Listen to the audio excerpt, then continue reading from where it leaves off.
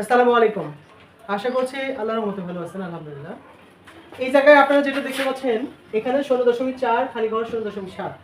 এখানে দুইটা দশমিক সংখ্যা দেওয়া আছে, মাঝখানে একটা খালি ঘর দেওয়া আছে। এই খালি ঘরের ভিতরে সম্পর্ক প্রতীক ব্যবহার করতে হবে। সম্পর্ক প্রতীক ব্যবহার করে বড় ছোট নির্ণয় করতে হবে। এখন আমরা কি জানি সম্পর্ক প্রতীক কয়টা? কয়টা বলেন তো? সম্পর্ক প্রতীক সম্পর্ক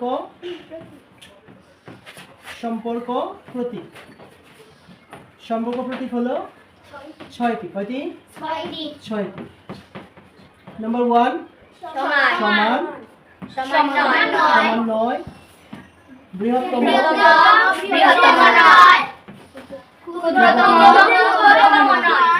ক্ষুদ্রতম 9। এই হলো মোট 6টা চিহ্ন। এই 6টা চিহ্নকে সম্পর্ক প্রতীক বলা হয়। এখন এই জায়গায় আমাকে বড় এবং ছোট এর মধ্যে যে কোনো একটি সম্পর্ক প্রতীক ব্যবহার করতে হবে। বড় এবং ছোট, এটা হলো বড় এবং কি ছোট। মেন কথা হলো এই যে প্রতীকটা দেখতে পাচ্ছেন আপনারা, এই প্রতীকের সামনে এই অংশে যা থাকবে সেটা হবে বড়, আর এই পিছনের অংশে যেটা থাকবে সেটা হলো কি ছোট।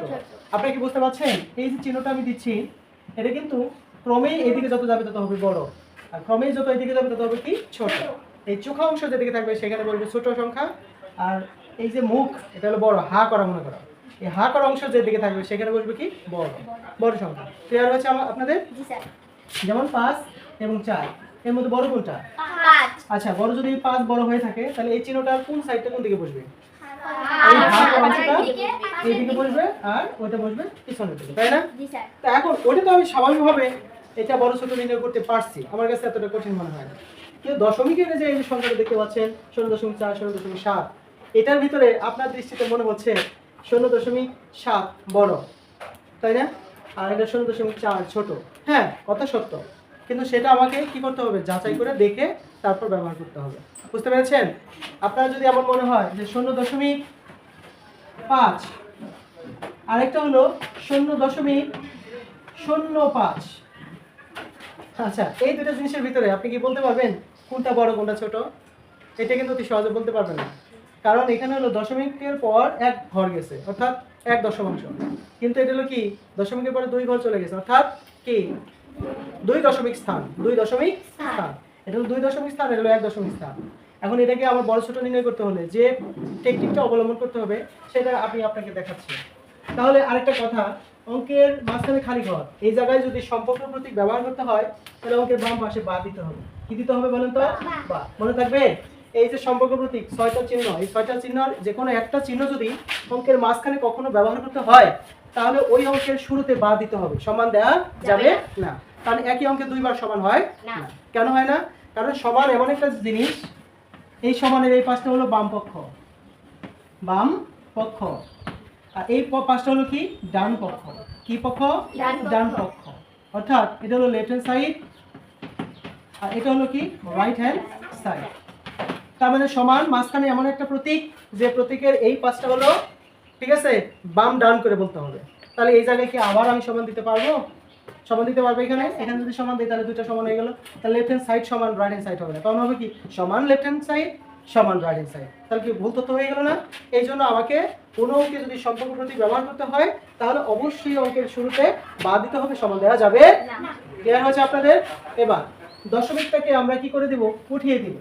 এই দশমিকটাকে যদি আমি উঠিয়ে দেই, এই যে দশমিকের কারণে নিচে একটা 1, মনে থাকবে এই দশমিকের কারণে নিচে একটা কি 1, এবং দশমিকের পরে কয়টা ঘর আছে? একটা ঘর। কয়টা? মানে 1 দশক। তাহলে আমাকে এখানে একটা শূন্য নিতে হবে। যদি 2 দশক থাকে, যেমন এখানে 2টা আছে, এখানে আমার কি 2টা শূন্য নিতে হবে।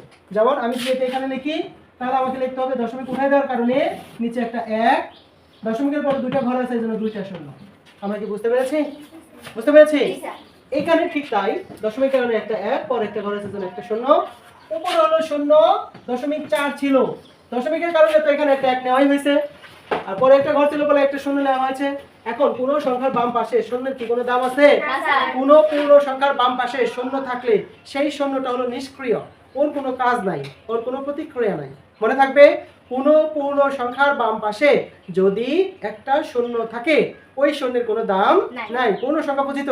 পূর্ণ সংখ্যা হলো যেমন এখন এটা হলো 4 হলো পূর্ণ সংখ্যা, এটা তো আর দশমিক সংখ্যা না, এটা হলো কি পূর্ণ সংখ্যা। ক্লিয়ার হয়েছে আপনাদের? এরপর হলো খালি ঘর।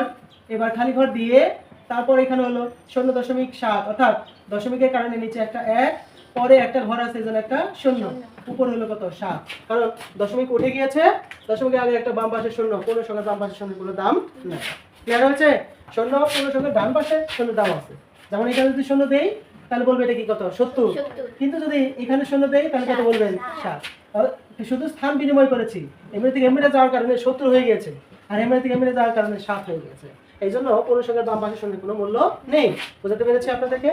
এখন আপনারা বলেন যে এই যে 4/10, তারপর খালি ঘর, এখানে হলো 7/10, এটা বড় ছোট নির্ণয় করার নিয়মটা হলো কোনো ভগ্নাংশের হর একই। দেখেন এখানে হর 10, এখানে হর 10, ভগ্নাংশের উপর অংশ কি বলে লব, নিচের অংশ কি বলে হর। কোনো ভগ্নাংশের হর একই, কিন্তু লব যেটা বড় ওটা হলো বড় ভগ্নাংশ। ওটা কি? যেমন এখন এটা 7, এটা হলো 4, এই 4 এর সাথে মধ্যে বড় কোনটা? 7। এটা এইদিকে বসবে। বুঝতে পেরেছি আমরা? এইদিকে চিহ্নটা বসবে। আর কোনো ভগ্নাংশের লব একই যদি থাকে, যেমন লব একই থাকলো, যেমন উপরে লব 2 নিচে 4, উপরে লব 2 নিচে 5, লব একই রকম, কিন্তু হর যেটা ছোট থাকবে, এই যে হর হলো ছোট 4, এটা হলো বড় ভগ্নাংশ। এটা কি বড় ভগ্নাংশ? বুঝতে পেরেছেন? যে ভগ্নাংশের হর একই, লব যেটা বড় সেটা হলো বড় ভগ্নাংশ। যে ভগ্নাংশের লব একই, আগেরটা কি বলেছি? যে ভগ্নাংশের হর একই রকম, কিন্তু লব যেটা বড় সেটা বড় ভগ্নাংশ। আর যে ভগ্নাংশের লব একই রকম, এই যে লব দুটো একই রকম, যেমন এখানে 2 এখানে 2, কিন্তু হর যেটা ছোট ওটা হলো সবচেয়ে বড় ভগ্নাংশ। আপনাদের কি মনে থাকবে? আচ্ছা, এখন আপনি বলবেন যে স্যার এই উপরে হলো 0.4, খালি ঘর, এই পাশে হলো 0.7, এই অঙ্কটা তো আমরা বুঝতেই আছি এটা বড়, 0.4 0.7 এটা বড়, তাহলে এই জায়গায় তো চিহ্নটা ব্যবহার করতে পারতাম, ওখানে তো ব্যবহার করতে পারতাম। মাঝখানে এত আলাপ, এত কথা, এত বোঝানোর কি প্রয়োজন ছিল?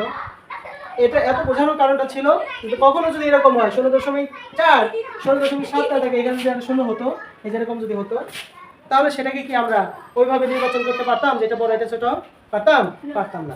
এই জন্য এরকম যদি থাকে কখনো, তাহলে সেটা কোনটা বড় কোনটা ছোট এরকম পূর্ণ একটা অঙ্ক উপস্থাপন করেই আমি নিজেকে যাচাই করতে পারবো, তাছাড়া কিন্তু পারবো না। আচ্ছা, এই যে আমরা যে অঙ্কটা ব্যবহার করেছি, এখন এই জায়গায় যে আমি এই যে চিহ্নটা দিয়েছি, এই চিহ্নটা এই জায়গায় না দিয়ে সর্বশেষে যায় দিলাম। এইখানে দেওয়ার কারণে আমার একটু সুবিধা হয়েছে যে কোনটা বড় কোনটা ছোট আমি এই জায়গায় দেবো না, সবশেষে সুতরাং দিয়ে পুরা এই দাগটা এখানে লিখে তারপর কোনটা বড় কোনটা ছোট মাঝখানে চিহ্নটা ব্যবহার করে ফেলবো। ঠিক আছে?